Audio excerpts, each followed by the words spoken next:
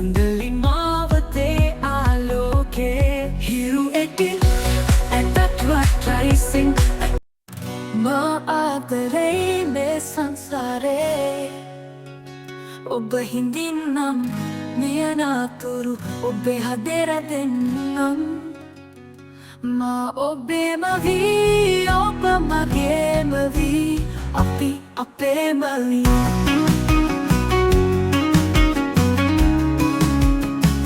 මා ආදරේ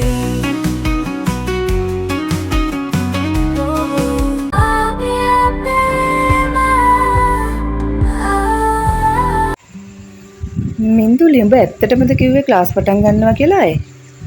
ඔව් තාරිකා ආයි පටන් ගන්න ඕනි ක්ලාස්. අන්න ඇවිත්. කවුද තාරිකා? කවුද කියලා බලන්නකෝ. මගෙන් අහන්න නැතුව ඉතින්. සහස් නේද? අදත් මොකෝ දන්නේ. මන් දන්නේ කොහමද? ඔයාම ගිහින් බලන්නකෝ. මම? ඔයා එනකන් වගේ ඉන්නේ. ඔයාම ගිහින් බලන්න. මගෙන් අහන්න නැතුව මෙතන. ඉතින් ඔයත් යන්කෝ. පිස්සුද බං? උඹ ඵලයන් මම මෙහෙන් ඉන්නම්. අනේ තාරිකා.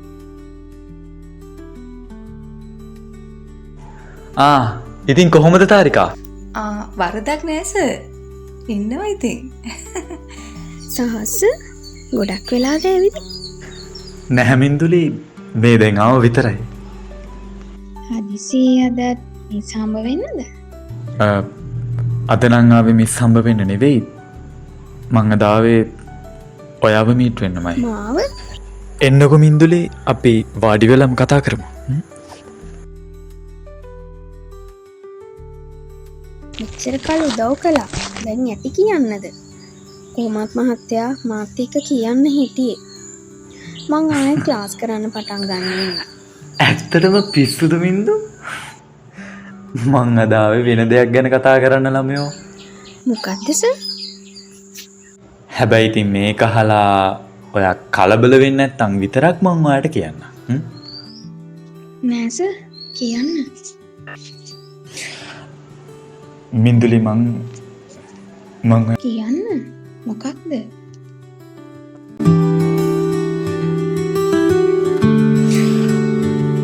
මින්දුලි මං ඔයාට කැමතියි.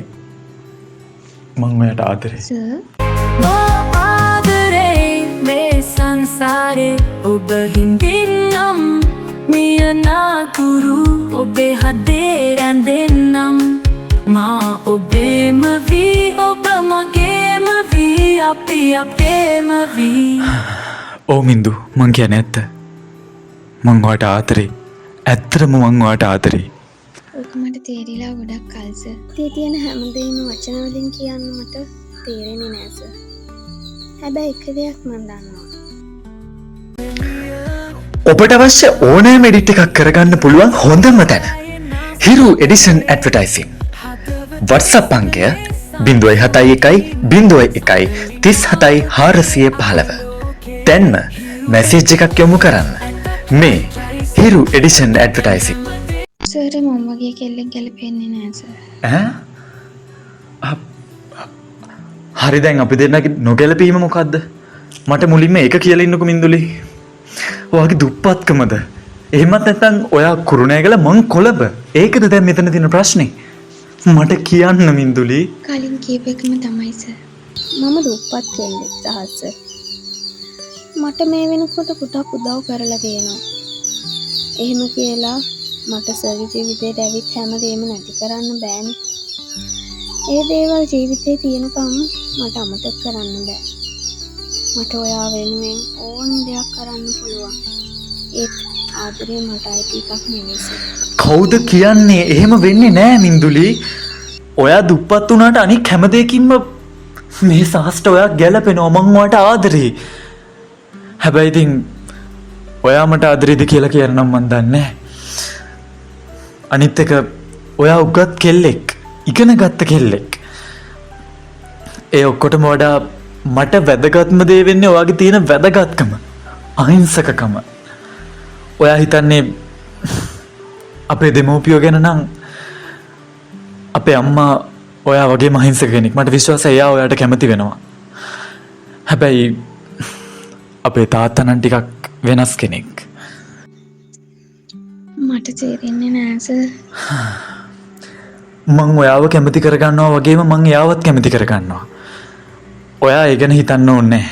තේරුණාද? අනේ මන්ද සර්.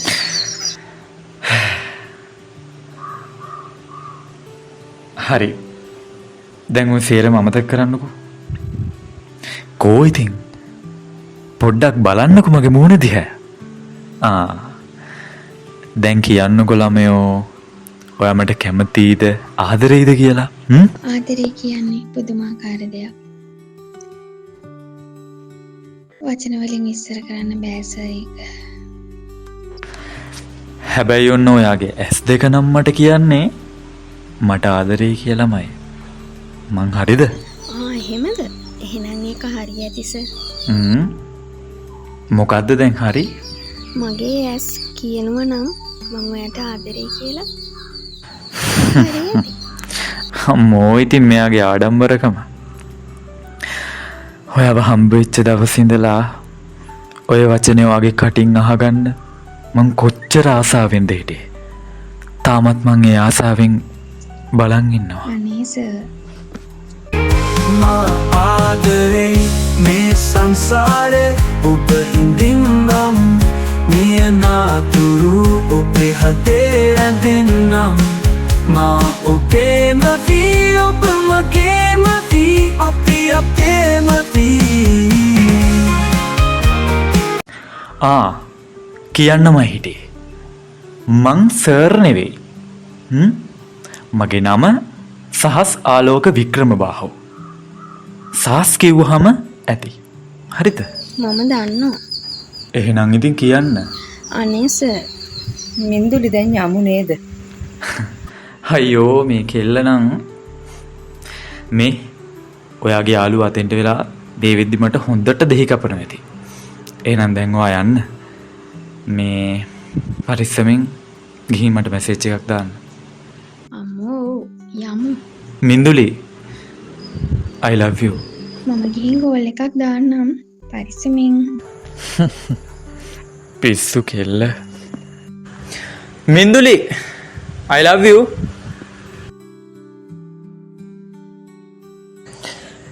එහෙනම් තාරිකා මං යනවා. මින්දුලි මොකද උනේ?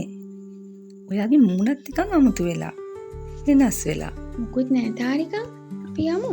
මොකක්ද අන්තිමට කිව්වේ මින්දුලි? මොකක්ද කියලා අහන්න. එයා යනවා කිව්වේ අහන්නේ නැද්ද මං? හරි හරි ඒක ඇහුණා. ඊට කලින් මොකක්ද කිව්වේ? මොකක්ද තාරිකා? මොකුත් නෑ කිව්වට මොනවා හරි වෙලා තියෙනවා. දෙන්නම නිකන් අමුතු වෙලා. බලමුකෝ. විකාරද? ඔව් ඉතින් අපිටනේ විකාර. ඔයා එනවද? මං යන්නද? හරි.